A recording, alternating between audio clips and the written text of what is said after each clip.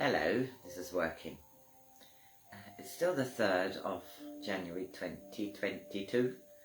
I thought I'd occupy myself and read another chapter or two. Chapter 72 of the story I started to write in 2006, BLISS, Afterlife. And I developed the story over years, writing on and off. Don't know when I wrote this. Probably more like 7 or 8 years ago. It's irrelevant, really.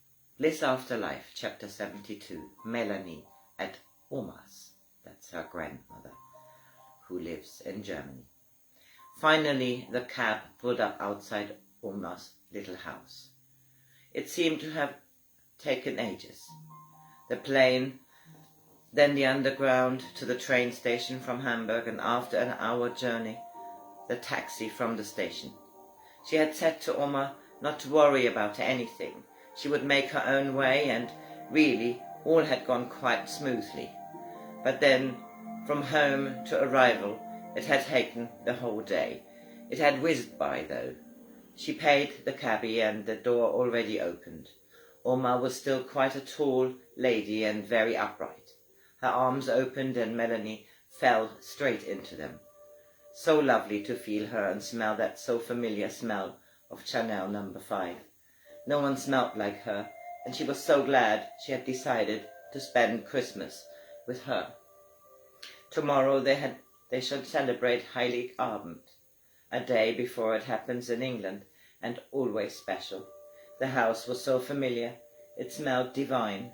Her Oma was a great cook and a baker, and she knew that the old familiar, delicate, delicious biscuits, traditional for Christmas, will have been made in the last few days. When she walked into the homely kitchen, she could see the rack and couldn't help but pinch one. Ach, so gut dich zu sehen, meine liebe Mel. Her grandma was always glad to see her, and was always happy to get back into the German when she saw her. Great to see you too, my darling Oma. You look wonderful. You don't even seem to have shrunk like it often seems to be with the over 80s. Melanie looked at her. They laughed. She always dressed well, and her hair was completely white, in a bun at the back of her head. She looked well, and to her she seemed to never change much, although she had had dark hair most of her life. The transition to white seemed to have happened without Melanie noticing. A cup of coffee was poured, and a little plate with a variety of biscuits was set on the table in no time, and she took her coat off and shoes to settle for a good catch-up with her grandmother. The questions had already started, and she felt happy that she could talk and tell her all about Tony. The dinner, the connection she felt to him.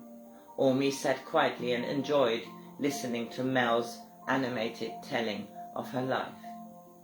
Well, and imagine, his grandma was German too. And I had a session in the bath with Mio, and I saw this lady, beautiful, Bliss, she said. And when I told Tony, it turns out that was his Omi's name. Imagine, I saw her in my vision and then in that picture at his. Sagtest du Bliss, Bliss Mayland? Her Omi had sat down at the table and suddenly was all animated. Had she heard the name right? Yes, Oma, Bliss. I don't know her second name, but yes, her name was Bliss. And I didn't know in the beginning if she meant a state of being or what. I had never heard Bliss as a name, but I thought it was lovely. Why? And then she found out that her Oma and Tony's Omi had been great friends in their younger years. Really good mates, although Bliss had been almost 10 years older. Her Oma started to cry. Melanie hoped these were tears of joy. Oma, don't cry. Goodness, I had no idea. Now you're making me well up. It was all so amazing. And suddenly she remembered. She said, to pass on her love. Now I know what she meant.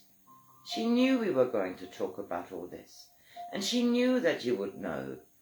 Wow, that's amazing. You are the one I'm supposed to pass the love on, not Tony. Her Oma was pulling herself together and went to the wall cupboard to take out an old photo album. Nowadays everything is so digital, and although Mel remembers her parents had lots of albums, she had found a couple herself. It used to be so different when they all had to be printed out. Mel remembered this. This particular album she had seen before. It started with old faded pictures and went straight through the years of Oma's youth and early married life. There was Bliss, beautiful, tall lady with a suitcase. Some from their holidays when they had been in their 20s, early 30s. Fun pictures, always with Oma and Omi. Melanie laughed. Hard to imagine her Oma going on a backpacking holiday with Bliss before both of them got married, had children and lost contact. When Bliss went to live in England, they stopped communicating. They'd settled down. They both sat at the table, marveling at the coincidences and the serendipity of life. Oma was so enjoying telling her all about the stuff they had been up to, and Melanie relaxed on the settee, happy to hear all about it. They had been such good friends, and Melanie was so happy. She was able to convey the love Bliss had sent to her. A few magic days ahead, she thought. She had missed this feeling and had not even known she had. She found herself talking to Tony in her head. He would love all this. She knew that for sure. In fact, his mum might even remember Oma. She'd have to tell him as soon as possible, but then decided not to switch her phone back on. Her Oma was still talking about incidences and coincidences which seemed to run her own life. She settled back to listen properly. Chapter 72. Christmas approaching. Ben and Faye had said their goodbyes to their Hamburg tribe and had just boarded the plane. The seats were always a little tight, particularly when pregnant. Faye had plonked herself on the window seat. They were both glad all had gone to plan. They should be back at Susan's late afternoon. Christmas Eve, and they were now looking forward to seeing everyone at the refuge for a big family dinner. On Christmas Day, they would start off there with a breakfast and then spend the day at Susan's home. I'm having so many experiences. I feel I've had no chance to sit and ponder over it all. Faye laughed. She was completely wrapped up with hat and gloves, as it was freezing cold. Looking out of the window, she could see the odd single snowflake. I think it's going to snow. On Christmas Eve, look, that looks like snow. Ben peered over her shoulders out of the tiny window, grey, but indeed a swirling in the cold air. Yep, it's snowing. I bet it's not as cold in London, though, so don't put your hopes up. He knew that Faye would love a white Christmas, but that happened rarely. If they had any snow, it would be usually in January or February, but one never knew. Both relaxed and started to snooze. It had been a busy few days, but they had loved their stay and all parted, promising a reunion, although with Faye and Ben back in China, that might be a while. Faye felt the baby kicking. She had felt very pregnant lately. The flight to Hamburg had made her feel a bit queasy, and she had the same feeling again now, trying to calm herself down. She put her headphones in to listen to meditation. Anna had given her a few, and she had managed to put it on her phone. Holly and Chris had packed their car full of goodies and presents for the holidays. Holly was glad she had managed to get everything on the list Chris kept waving about. They had just got onto the M27 and traffic was not too bad. It was early Christmas Eve morning, and they were hoping for an easy drive to the refuge. They would celebrate tonight with everyone now in the house and the refuge. Tony was already in London. He had spent some time with Peter, who had come down from university to pick up a few last pieces and celebrate with his mother, who lived just outside London. Who was actually now in the refuge? Holly asked. She had to keep herself awake, as she had gone to bed really late, and she was glad Chris was driving. Well, there's Anna, and of course Tony, Ben and Faye will be there. Sophia and Marcus have moved out, but they are coming for a couple of days. They will be there already, I assume. Sinead, with her 3, is still in the house, but looks like she will be moving on soon. And then there is Dilly and Winston, who will probably move in with Sophie, but their flat needs a bit of more work, and so they are staying on until the end of January. The 4 rooms we all decorated over the last few weeks look great. I can't wait for you to see them. It has been a while that you've been in the house, you know. Oh, that makes 15 of us, right? Holly ignored the last remark. It had led to arguments in the past few months. Chris going on and on of how much work he did in the refuge. He almost sounded as bad as he did when he was working all the time. When she asked him if he wanted a medal or something, he gave her one of his hurt looks. She was tired of pointing out that she regularly redecorated their various flats and houses over the years. He was always too busy, and not too bothered, and did very little apart from read when she determinedly started to change rooms. She drew her shoulders up and decided it was stupid to even go that way with her thoughts. He was driving and she could snooze if she felt like it. She smiled. Yes, I think so. Ben and Faye got back very late last night and will be there already. Although they sleep at Susan's home, I expect. The turkey is on. And the Brussels sprouts, they laughed. Never al dente with Susan, but she made fantastic veggies and they were both looking forward to it all. Looks like Tony has a new girlfriend, Chris said. Don't say girlfriend to him. She's just someone he's fond of. He told me the other day, and we should not make too much of it. Did you know that she has a grandmother in the north of Germany? She's there now over Christmas. He told me a little bit about her. No, I didn't know. He didn't say anything at all to me, just that he'd had a great lasagna at a neighbour's, although he was going on about how nice it was and how it reminded him of BLISS's. But I cannot remember specifics. I don't even know why the word girlfriend popped into my head, because he didn't even mention her name.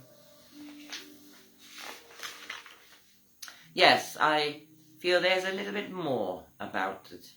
And Melanie seems a nice girl, as much as he has told me. I shall keep my ears peeled over the next few days. Honestly, Holly, you are nosy. Not nosy, interested. He's not had many girlfriends lately. Well, we only really met Jenny. I liked her, but it didn't last long, did it? I was glad I met at least one. Although he's always had quite a few female friends, none of them ever seemed to be girlfriend material. I think he's quite fussy. I hope so, Chris said. Chapter 73. BLISS. They were overlooking a township in South Africa. The atmosphere was great, hot and somewhat excited. Many people sat or stood around a particular person, listening attentively and with anticipation for the next words. Despite the heat and the mass of close-together bodies, it was quiet. Bliss, what do you know about him? This Michael. Bethany, the whole group of 10 were with her, and all directed their focus on Bliss. Ooh, where do you want me to start? All this is difficult to explain, Bliss thought, but as it would be impossible to project thoughts over to the reader, she decided to voice, although what the others felt was a far wider and more detailed and very much more quicker way of communication. He is an integral part of the evolution of mankind. I'm well aware of him, and so is every dimension on this timeline. here on earth, originally after discovering and mastering fire, which led ultimately to modern science, the domestication of animals, which led to transport, travel, the enslavement of captives, as in using people for labor, and then the emergence of private property, has been an evolutionary progress, slow and arduous for much of the hundreds of thousands of linear time years. This fellow talks about the next step, which does away with the concept of money, but focuses on all the evolved, higher spiritual traits of humankind. Over time, the people on our beloved earth here have realized that money, or let us be specific, the frequency of money in its present form, has nothing to do with the frequency of abundance. Or abundance, all laughed, as they were all aware of a funny, very earthly incident when Beverly and Bliss had watched a television program where Beverly had misread the word and asked what abundance was. They laughed all over again and washed the place with high frequencies, and laughed even more when all bodies sitting around Michael started to laugh and fall about. They had missed the joke, but there might not have been one. So, without going into all that again, as if we are not well aware of all the matters presently playing itself out on this lovely planet, we are here to do what we do best, which is raising the frequency. This fellow here has been working tirelessly for a decade, well, even more maybe, because he gladly took the job before he decided to come back to Earth. Thankfully, he did not know what a big job he had taken on. Through his childhood and teenage years, and even more so now, his interest in seeking truth gave him big boulders in his ways. But he was able to remember, on his emotional level, that he and many others are working to bring the light. People have become so busy on this fast-developing planet that they have not noticed how the evolution of money has enslaved them. They do not have enough time to reflect. The vast majority of them value family and friends deeply, would never ask them for money after a meal, but it has been made impossible to be generous unless one has much more than others in a material way. All people deep down know that this world is abundant. Things grow and flourish when tended. Money often keeps apart the frequency of abundance and joy. All have to eat and want to live well. They still have to market and trade to survive. With all technology, they can now see what plastic is doing, what a lot of industries and economic decisions are creating, and what makes it hard for this Mother Earth to be continuously abundant when not appreciated and tended. So his and our jobs are vital. He is swimming against the tide, but humanity is ready for a shift. In fact, now more than ever, in the last 2,000 years or so of linear time, there is progressively more information out there, and despite the fear-mongering which is perpetrated, we are here now to watch. We come when asked, and there is much asking now. Bliss fell silent, and all focused. So that was chapter 73, and the next one is chapter 74, which is Christmas at the Refuge.